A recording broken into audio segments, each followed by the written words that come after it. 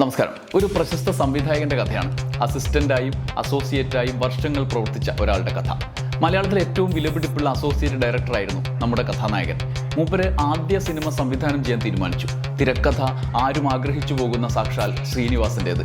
കഥയ്ക്കൊക്കെ അന്തിമ രൂപമായി. ശ്രീനിവാസൻ തിരക്കഥയ്ക്കും പ്രാഥമിക രൂപം നൽകി. കഥാപാത്രങ്ങളായി ആദ്യം സംവിധായകൻ രണ്ടുപേരെ മനസ്സിൽ കണ്ടു. ആ കഥയിലെ ഒരു ചേട്ടനും അനിയനുണ്ട്. ഏട്ടനായി മുരളിയെയും അനിയനായി ജയറാമിനെയും. അങ്ങനെ കഥ പറയാൻ ജയറാമിൻ്റെ അടുത്ത് പോയി. തൂവൽ കൊട്ടാരത്തിൽ അഭിനയിച്ചുകൊണ്ടിരിക്കുകയാണ് ജയറാം. സിനിമയുടെ സെറ്റിൽ വെച്ച് ജയറാമിനെ കാണുക എന്ന ലക്ഷ്യത്തിൽ നമ്മുടെ സംവിധായകൻ ചിത്രീകരണ സ്ഥലത്തെത്തി.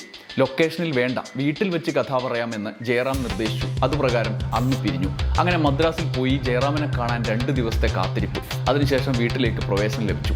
എന്നാൽ സംവിധായകൻ്റെ കഥ പറയൽ ആരംഭിച്ചപ്പോൾ ജയറാം ആദ്യഘട്ടത്തിൽ തന്നെ തടഞ്ഞു. കഥ പറഞ്ഞ് പരിചയമില്ലാത്ത നിങ്ങൾ കഥ പറയണ്ട. കഥയിൽ എന്തെങ്കിലും തെറ്റിദ്ധാരണ വരാൻ ഇടയുള്ളതുകൊണ്ട് ശ്രീനിവാസൻ തന്നെ വന്ന് പറയട്ടെ. ഏത് സംവിധായകനോട് പറയാണ്, തിരക്കഥാകൃത്ത് വന്ന് കഥ പറയട്ടെ, നിങ്ങൾ പറയുന്നത് ശരിയാവില്ല എന്ന് പറഞ്ഞു. വ്യക്തിപരമായി ഇകഴ്ത്തപ്പെട്ടതായി നമ്മുടെ സംവിധായകന് തോന്നി. അയാൾ ആകെ വേദനിച്ചു. ഒടുവിൽ അയാൾ ആ തീരുമാനം കൈക്കൊണ്ടു.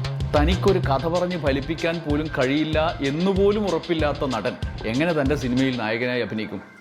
അങ്ങനെ ജയറാം മുരളി ടീമിനെ വെച്ചുള്ള ആദ്യ സിനിമ ആലോചന അയാൾ ഉപേക്ഷിച്ചു. എന്നാൽ അയാൾ പിന്നീട് ഒരു സിനിമ എടുത്തു.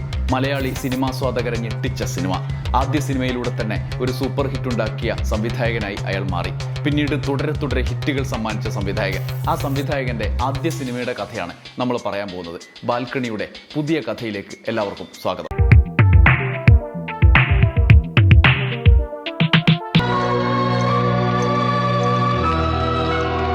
ലാൽ ജോസ് ആണ് നമ്മുടെ കഥാനായകൻ. ജയറാമിനെ നായകനാക്കി ആദ്യ സിനിമ സംവിധാനം ചെയ്യാൻ പോയ ആ പ്രതിഭ.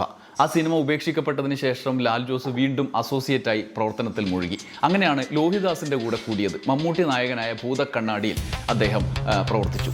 അതിനിടയിൽ ലോഹിദാസ് ആദ്യമായി സംവിധാനം ചെയ്ത സിനിമയാണല്ലോ. സിനിമയുടെ അസോസിയേറ്റ് ഡയറക്ടർ ആണ് ലാൽ ജോസ്. സ്വന്തമായി ഒരു സിനിമ സംവിധാനം ചെയ്യണമെന്ന ആഗ്രഹവുമായി അതിനിടയിൽ അദ്ദേഹം മറ്റ് പരിപാടികൾ ചെയ്യുന്നുമുണ്ട്.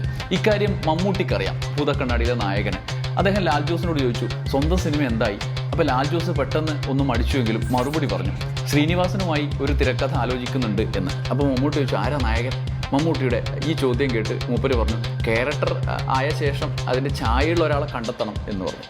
നിൻ്റെ ക്യാരക്ടറിന് എൻ്റെ ഛായ ആണെങ്കിൽ ഞാൻ ഡേറ്റ് തരാം. ഏതൊരു സംവിധായകൻ ആഗ്രഹിക്കുന്ന ഒരു വാഗ്ദാനം മമ്മൂട്ടി കൊടുക്കുകയാണ്. ഇത് കേട്ട് പക്ഷേ ലാൽ ജോസ് ഞെട്ടിയില്ല. ഒരു അസാധാരണത്വവും മൂപ്പർക്ക് തോന്നിയില്ല. അങ്ങനെ മൂപ്പര് നിർവികാരനായി പറഞ്ഞു, വേണ്ട മമ്മൂക്കാന്ന്. മമ്മൂട്ടി ഞെട്ടി, എൻ്റെ ഡേറ്റ് വേണമെന്ന് പറഞ്ഞിട്ട് വേണ്ടാന്നോ? അതെന്താ അങ്ങനെ? ഇന്ന് വരെ ഒരാളും എന്നോട് ഇങ്ങനെ പറഞ്ഞിട്ടില്ല. അപ്പോൾ ലാൽ ജോസ് മറുപടി പറഞ്ഞു, എനിക്ക് ഈ പണി അറിയുമോ എന്ന് പോലും എനിക്ക് വലിയ ഉറപ്പില്ല. മമ്മൂക്കയെ പോലെ ഒരാൾ വന്നാൽ ഞാൻ നെർവസ് ആകും. ഞാൻ ഒരു സിനിമ കഴിഞ്ഞ് പ്രൂവ് ചെയ്തിട്ട് മമ്മൂക്കയോട് ഡേറ്റ് ചോദിക്കും. അപ്പോൾ മമ്മൂട്ടി പറഞ്ഞ മറുപടി ലാൽ ജോസിനെ ശരിക്കും ഞെട്ടിച്ചു. എന്താണെന്നറിയോ? നിൻ്റെ ആദ്യത്തെ സിനിമയ്ക്കാണെങ്കിൽ മാത്രമേ ഞാൻ ഡേറ്റ് തരൂ. അതെന്താ? ആ സിനിമയിൽ നീ അത്രകാലം പഠിച്ചത് മുഴുവൻ നന്നായി പ്രയോഗിക്കും എന്ന് എനിക്ക് നന്നായിട്ടറിയാം. അതുകൊണ്ട് ആദ്യ സിനിമക്കാണെങ്കിൽ ഡേറ്റ് ഉണ്ട്, ഇല്ലെങ്കിൽ ഡേറ്റേ ഇല്ല എന്ന് പറഞ്ഞു. അങ്ങനെ ആ സംഭാഷണം അവിടെ അവസാനിച്ചു. എന്നാൽ പിന്നീട് ദിവസങ്ങൾ കഴിഞ്ഞപ്പോൾ ശ്രീനിവാസൻ ലാൽ ജോസിനോട് ചോദിക്കുകയാണ്, മമ്മൂട്ടി അങ്ങനെ പറഞ്ഞില്ലേ, നീ എന്താ വേണ്ടെന്ന് പറഞ്ഞത്? മമ്മൂട്ടി അങ്ങനെ പറഞ്ഞ സ്ഥിതിക്ക് നിൻ്റെ കടുംപിടുത്തം വേണ്ട എന്ന് പറഞ്ഞു. മാത്രമല്ല, മമ്മൂട്ടിക്ക് പറ്റിയ കഥയുണ്ടോ എന്ന് ഞാൻ നോക്കാമെന്നും ശ്രീനിവാസൻ ഉറപ്പ് കൊടുത്തു. അങ്ങനെ ഒരു കഥയുണ്ടായി. ആ കഥയാണ് മറവത്തൂർ കനവ്. ആദ്യ സിനിമയിലൂടെ ഒരു സൂപ്പർ ഹിറ്റ് അടിച്ച ലാൽ ജോസിന് പിന്നെ തിരിഞ്ഞു നോക്കേണ്ടി വന്നിട്ടില്ല. മലയാളത്തിൽ സ്വന്തമായി പ്രേക്ഷകരുള്ള ഒരു സംവിധായകനായി ലാൽ ജോസ് മാറി.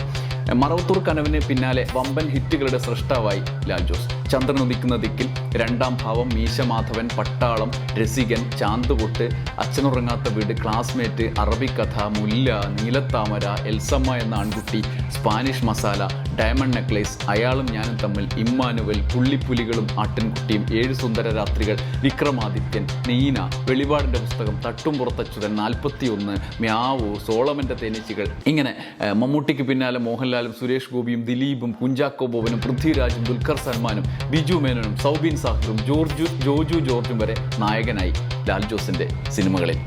പക്ഷേ നടക്കാത്ത ആദ്യ സിനിമയിൽ നായകനാക്കാൻ അയാൾ സ്വപ്നം കണ്ടിരുന്ന ജയറാമിനെ വെച്ച് ഒരൊറ്റ സിനിമയിൽ അയാൾ എടുത്തില്ല. എന്തായിരിക്കും അതിൻ്റെ കാരണം? കഥാപാത്രം റെഡി ആകാഞ്ഞിട്ടായിരിക്കുമോ? എന്താ നമുക്കറിയില്ല. സിനിമ അങ്ങനെയാണ്, പറയാൻ ബാക്കി വെച്ച കഥകളുടെ ലോകമാണ്. നമുക്ക് ഇനിയും കഥകൾ തേടി പോകാം.